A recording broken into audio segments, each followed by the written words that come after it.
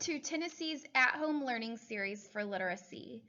Today's lesson is for all our 6th graders out there, though everyone is welcome to tune in. This lesson is the 5th in this week's series. My name is Megan Gilley, and I'm a 6th grade teacher in Tennessee schools. I'm so excited to be your teacher for this lesson this week. Welcome to my virtual classroom. If you didn't see our previous lessons or you want to visit this lesson, you may go to the Tennessee Department of Education's website at www.tn.gov/education. You can still tune in to today's lesson if you haven't seen any of our others, but it might be more fun if you first go back and watch our other lessons, since today we'll be talking about things that we learned previously. Before we get started, we need to fully participate in the lesson today with paper, pen or pencil, or a firm surface. In addition, if you have your independent work from lesson 9 where you wrote your figurative language examples, grab that too. I'll give you just a moment.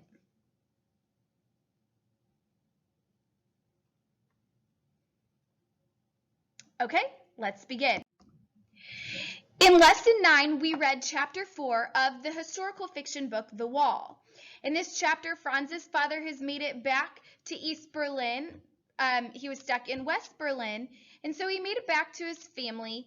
After our lesson, I asked that you write lessons or sentences using some of the figurative language examples that we read in chapter 4. For example, you were asked to write 3 figurative language examples that we found in our reading from lesson 4. And you also were to jot down any examples that you heard of figurative language in real life. I want you to take a moment, if you have it, to reread what you wrote. Let's look at a couple examples together. When I wrote mine, I have that as the ringmaster walked into the center of the ring at the circus, the air was thick with excitement. And I'm thinking, the air was thick with excitement. What does that mean? And I think it's really trying to say that everybody, the whole atmosphere was full of this exciting mood. And so it's just going to show that the air was thick with something. In addition, I have, after Donovan broke his sister's favorite toy, the guilt weighed on him like a bear. So he gave her some of his allowance to buy a new one. Weighed on him like a bear. Guilt weighed on him like a bear. That's a simile. And it's trying to show that this situation is heavy or hard to deal with. In chapter 4, the news that a classmate and her family had been arrested trying to escape East Berlin was hard for Franz to deal with because he was afraid the same thing might happen to him and his family as they tried to escape. So in this example, it's the guilt of breaking his sister's toy that is hard for Donovan to deal with. He just feels really bad. Well, I hope that you found some examples of figurative language in what you read, heard, or watched on TV. We use figurative language far more than we realize, and it's such an effective way to help people understand what we mean. Today, we will finish the historical fiction text we've been reading titled The Wall. Remember, historical fiction is a story that is made up, but the setting and time and place has really happened. So think back, what is the historical time period of The Wall? You're right. It is set in East Berlin at the time the Berlin Wall was erected or put up. August 1961. Here's a picture you can see of the Berlin Wall. And here's a map showing how the city of Berlin was divided in 1961. We have West Berlin and East Berlin. They're in Germany, a part of Europe. Before we start reading, let's look at the table of contents again. What do you notice?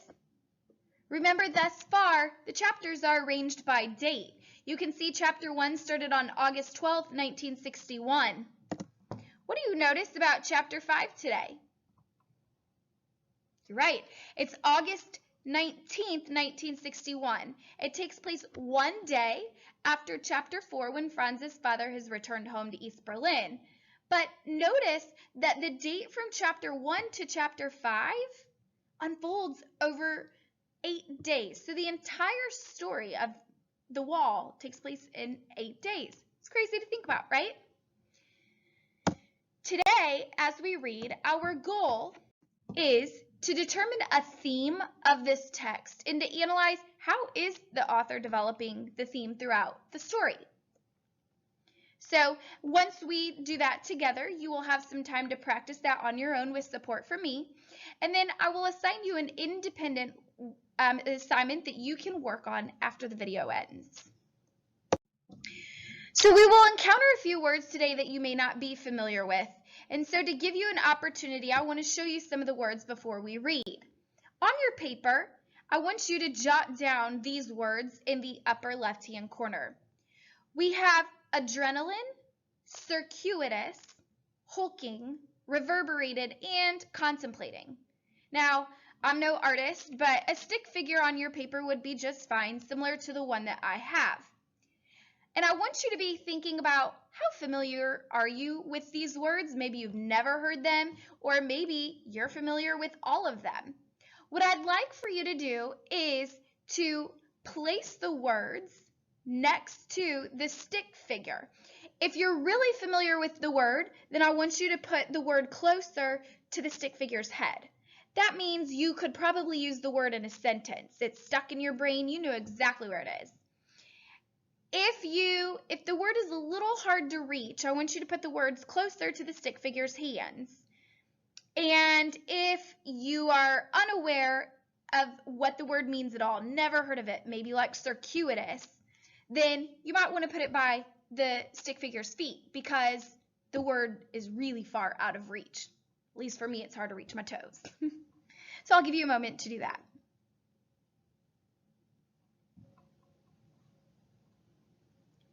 When we get to these words in the text, we will talk about each one and we'll pay special attention to each one as we go. And you can add the definitions to this sheet of paper as we read. Okay, here's maybe what mine looked like. A little bit, I knew what adrenaline was, but maybe not circuitous. So it's a little closer to the feet and out of reach. Okay. Keep in mind that our goal today is to determine a theme of this text, a message or a lesson that the author wants to convey to you as the reader, and to analyze how the author developed the theme. So we'll need to follow the events that happen in this chapter to determine the theme. So I want you to put a heading at the top of a piece of paper, Chapter 5 events, and we'll take notes as we go and add to this of the biggest events that take place in this story. Are you ready to find out what happens to the Mueller family? Let's go ahead and begin reading. The Wall, Chapter 5. August 19th, 1961, East Berlin, 1:15 a.m. Notice the time, still morning of the next day, but it still feels like the middle of the night. The door to his apartment clicked shut softly behind him, and Franz realized that he might never set foot inside his home again. His grandmother and grandfather remained inside, and Franz's heart sank, knowing that he had just said his last goodbye to them. His grandparents couldn't go with them. They didn't think they could make it over the wall. They feared they would slow the family down, or even more horrifying to imagine, cause them to get caught. We've lived in this neighborhood our whole lives. This is our only home, his grandfather had told Franz. But tonight, your new life begins. And here we can see him hugging his grandparents. We see the first event in this chapter here. What has happened? That's right. His father and mother and Franz are leaving their apartment behind, but his grandparents are staying there. Why aren't they escaping with the rest of the family again? That's right. They don't want to put the family in danger of being too slow. So I want you to summarize this event on your piece of paper. We can write, Franz, his mother, and his father are leaving their apartment, but his grandparents are staying behind because they don't want to slow the others down and possibly get them caught by the police. Let's keep reading. Franz considered his grandfather's parting words and tried to imagine what the future would hold for him on the other side of the wall. What would life be like in West Berlin? Would he make friends at his new school? But the question that loomed largest was whether his family could even make it over the wall and what would happen if they didn't. "Franz, it's time. We must leave now," his father said. "Are you ready?" Franz looked into his father's eyes, and in them he found the courage he needed. The future was unknowable, but he felt ready for anything. So Franz's grandfather's parting words were, "Tonight, your new life begins." Franz has a lot to think about here, but there really wasn't much time for that, was there? His father interrupted his thoughts and brought him back to the moment. And in chapter 4, Franz found the courage in the main character from his favorite book, The Count of Monte Cristo. Where does he find the courage now, you think? Yeah, it says, in his father's eyes, he found the courage that he needed. Beautiful story. Let's continue. Franz and his parents set off into the night. Though Franz had walked these same streets a million times before, he felt he was seeing them for the first time. All of his senses were heightened. His mind was on full alert, and adrenaline raced through his veins. Every sound and shadow caught Franz's attention as he scanned the streets for soldiers and police. Though they didn't live far from the crossing point, the family took a circuitous route around the neighborhood in case they were being followed. They couldn't risk having a guard notice that they were making their way to the wall. So in this description here of their movement, we see two of our vocabulary words, adrenaline and circuitous. Look at your stick figure to see where you place those words. Let me reread the text. All of his senses were heightened. His mind was on full alert, and adrenaline raced through his veins. Adrenaline is like this hormone that is released from the body, especially when a person is under stress. So I want you to write that definition on your piece of paper next to your stick figure in the word. A hormone released into the body, especially when a person is under stress. Could you imagine how stressed Franz would feel? I would feel stressed. In addition, we have the word circuitous. It's a really hard word to say. It looks like circuit and then O-U-S as the suffix. But here, it's pronounced with a Q in the center, circuitous. Can you say it with me? Circuitous. Though they didn't live far from the crossing point, the family took a circuitous route around the neighborhood. I'm thinking, did the family go straight from the wall from their apartment straight to the wall? Nope, they went in a circle, it appears like. So circuitous, we could imagine, means in a roundabout, not a direct manner. Let's continue reading on. The family moved swiftly, passing long rows of trees that looked like silver columns in the moonlight. Whenever he saw a passerby, Franz slid into the night shade of the trees. When the family finally emerged from the plaza, the hulking, menacing wall loomed before them. It had grown even taller and sturdier since Franz had first laid his eyes upon it. What does the author describe as hulking here? That's right, the wall. Of course, I can't help but think of the Incredible Hulk when I hear this word. He was so big and green. Let's reread and look for other clues for what the word might mean. Again, we have when the family emerged from the plaza, the hulking, menacing wall loomed before them. It had grown even taller and sturdier since Franz first laid his eyes upon it. What did you hear? I agree. I noticed that it had grown even taller and sturdier, which tells me that hulking must mean something very large. So on your piece of paper, I want you to put very big and heavy. And let's go ahead and add another event to our notes. We have chapter 5 events. And Franz, his mother, and his father are leaving their apartment, but his grandparents are staying behind because they don't want to slow the others down and possibly get them caught by the police. Remember, that was the first event. Our new event is that the family made their way to the section of the wall that they planned to go over. Let's continue on to the next one. Franz pointed eagerly to the section of the wall standing just ahead of them. There it is. That's the spot. Just as Franz had described it in the note, there were no guards standing by the wall. The family cautiously made their way toward it, glancing up and down the street to make sure there was no one who might see them.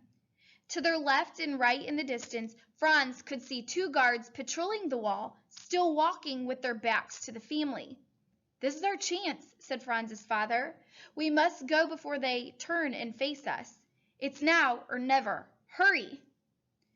Franz had played this moment in his mind 1,000 times, and now it was actually here. His heart raced and the air crackled with electricity. He and his father hoisted his mother up the wall first, and with outstretched arms she fumbled for something to hold on to other than the sharp barbed wire. At last her searching hands found a metal pole, and she pulled herself up. As she edged over the top of the wall, she noticed that it was sparkling strangely in the moonlight. Then she realized why. Jagged shards of glass were embedded along the surface. She warned Franz and his father before lowering herself down on the other side. Wow, so everything's just kind of kicked into high gear here. Notice how the author uses phrases like "his heart raced" and "the air crackled with electricity" to make the reader feel this sense of tension. Franz's mother is the first to go over the wall. What is it that she found on the top? Yeah, she found not just barbed wire, but that there was glass embedded along the surface. Embedded means it's like kind of in the top of it. So if you look at this picture here, it depicts or shows what the glass embedded along the top looks like. I can't imagine what that would have been like for Franz and his family to go over something like this, but you have to ask, is it worth the risk? So once again, the author is using facts from an actual historical period in the plot of this story. Let's add this event to our notes, okay?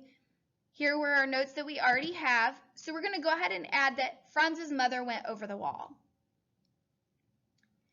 And let's continue. Listen for and jot down phrases that the author uses to continue to create this tension. Here we go. As soon as Franz's mother was safely across the wall, his father tossed their bags over to her, then boosted his son up to the same metal pole. Franz used all of his strength trying to pull himself up, but his feet kept slipping against the wall's slick surface. As he struggled to the top of the wall, he heard a voice booming from the street behind them, followed by the rapid clacking of boots against the pavement. To his dismay, he saw a soldier running right toward them. In a moment of panic, Franz's grip loosened and his hand slipped off the pole. Falling backward, he grabbed for the top of the wall, and his palms skated across the broken glass. A shard cut a deep gash in his hand, but he was able to maintain his grip through the pain. He pulled himself on top of the wall and stood as close to the edge as he could and still avoid the barbed wire. When Franz looked back, his face went pale. What phrases did you write down that might have created tension for this reader or for you, or maybe you just thought about them? That's fine. Here are a few things that I heard. I heard that his feet kept slipping. He struggled to the top of the wall. There was a voice booming across the street. There were rapid clacking of boots. And then we have here at the end that his face went pale. So I want us to go ahead and add yet another event to our story. So at this point, go ahead and jot down that Franz made it to the top of the wall, but heard soldiers coming toward him. Franz saw something here at the very end of this section that made his face turn pale. What emotion might a person's face turn pale or seem to lose its color? What would set you into that sort of color? Yeah, fear, for sure. So let's read on to see what it is that makes Franz so afraid. Carl stood with his back to the wall, pointing a rifle at Franz's father directly in front of him. Franz's father looked closely at the soldier's face and breathed a sigh of relief. "Hello, Carl. I am your friend, Franz's father. We've known each other for years." Carl hesitated but kept his rifle lifted. He seemed as scared and confused as Franz felt. So one important event that we want to jot down here is that Carl holds Franz's father at gunpoint. What is the conflict here? Well, obviously Carl is a soldier and he's supposed to keep people from escaping East Berlin, but as we've seen already before in this story, he also feels conflicted, Carl does, because we know that he wants to help his friend. I think this is definitely an event that you need to have on your paper. So what I wrote on my sticky note, also jot on your events that have taken place. So I'm thinking, what is it that Carl will do? Carl hesitated but kept his rifle lifted. He seemed as scared and confused as Franz felt. Only when Carl looked up and saw Franz on the wall with blood running down his hand did he finally lower his gun. "Listen to me carefully," said Carl, breathing heavily and glancing over his shoulder. "Other soldiers will be here any second. You have no time. Please hurry. There is nothing more I can do to help you." "Thank you, Carl," Franz's father whispered. "My family and I will never forget you."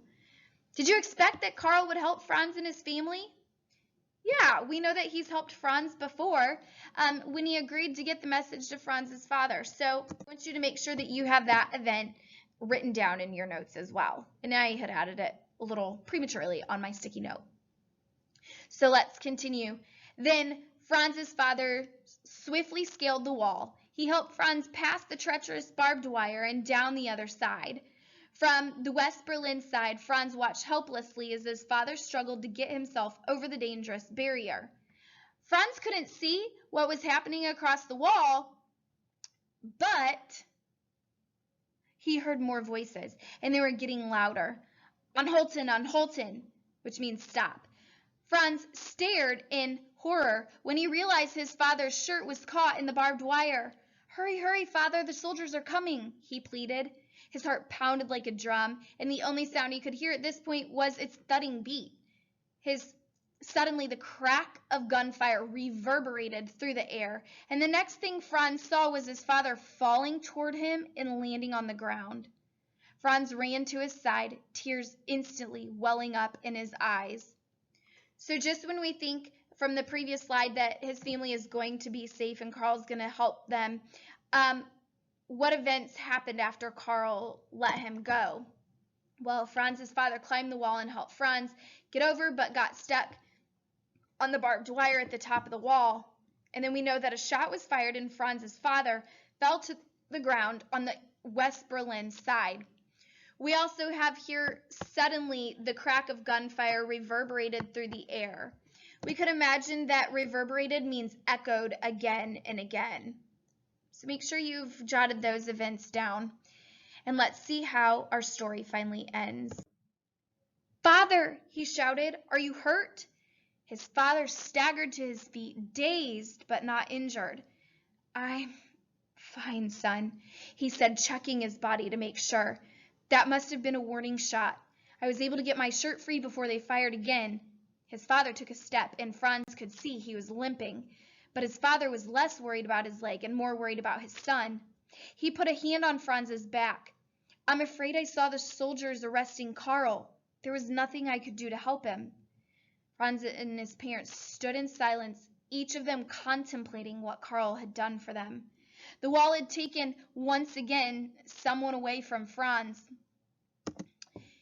His father took his hand and then his mother's and gently led them away from the shadow cast by the wall as they walked toward their new home in West Berlin. Franz knew that they would never forget the struggles and sacrifices of their family and friends on the other side of the wall. So I feel like I slightly have a sigh of relief. Franz's family makes it safely over the wall, but Franz does find out that his friend Carl has been arrested. And so I want you to think about contemplating, each of them contemplating what Carl had done for them. They're really thinking deeply about this. What do you think the significance of this sentence is, that the wall had once again taken someone away from Franz?